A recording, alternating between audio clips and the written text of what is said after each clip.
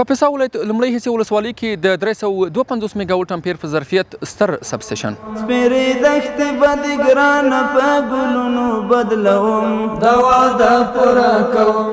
د مسؤلینو په خبره دا د هیواد په کچه یو ورځنی سب سټیشن دی چې په کوردننه د اوبیزي برېښنا تولید او وارداتي برېښنا د وصل او سینکرونایز اړین سهولتونه لري. لاین وارداتی و تولید داخلی سنکرونایزیشن است که میتونیم که از هر دو طرف انرژی را بگیره و یا پس دوباره به شبکه تنظیم کنه. اوس مهال دا سب سټیشن د هیواد د شپږو ولایتونو د انرژي اړتیا پوره کوي، خو په سختو او بیړنیو شرایطو کې د دې ظرفیت لري چې د هیواد نږدې 1500 ولایتونو ته د برېښنا انرژي ویش چاره ترسره کړي.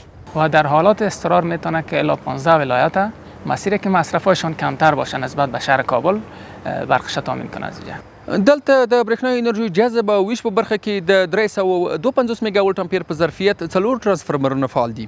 2 ترانسفارمرونه چې هر یو یې 160 میګاوټ امپیر ظرفیت لري او 2 نور بیا چې هر یو یې 14 میګاوټ امپیر ظرفیت لري د برېښنا انرژي ویش او جذب په برخه کې اساسي ونډه پوره کوي.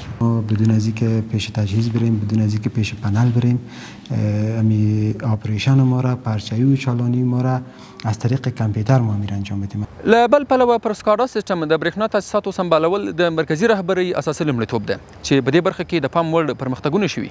ګلبهار سب سټیشن هم په دې وروستیو کې پر سکاډا یا ریموټ کنټرول سیستم سمبال شوی چې د برېښنا لیږد مزو، سویچونو او ترانسفارمرونو چارو ډیجیټل او تنظیم برخو کې د پام وړ سهولتونه رامنځته کړي. پیشرفت‌های اخیر دیجیتال سازی است که سیستم اسکادا را در اینجا فعال ساختیم. میتونیم که به شکل مانیتورینگ یا نظارت کنترل از راه دور بتونیم که دیگه چالان، پرچاوی و همچنان داده ها را از بخوانیم. د یادونې وړ ده چې په دې وروستیو کې له همدې سب سټیشن څخه د پنجشیر برېښنا ثبات او پیاوړتیا لپاره ځانګړی فیډر بیل شو چې د دې ولایت برېښنا ډاډمنېدو سره مل د ګاونډ پروان برېښنا شبکې اضافه بارۍ ستونزه حل شوه او په پایله کې د دواړو ولایتونو برېښنا ډاډمنه او باثباته شوه.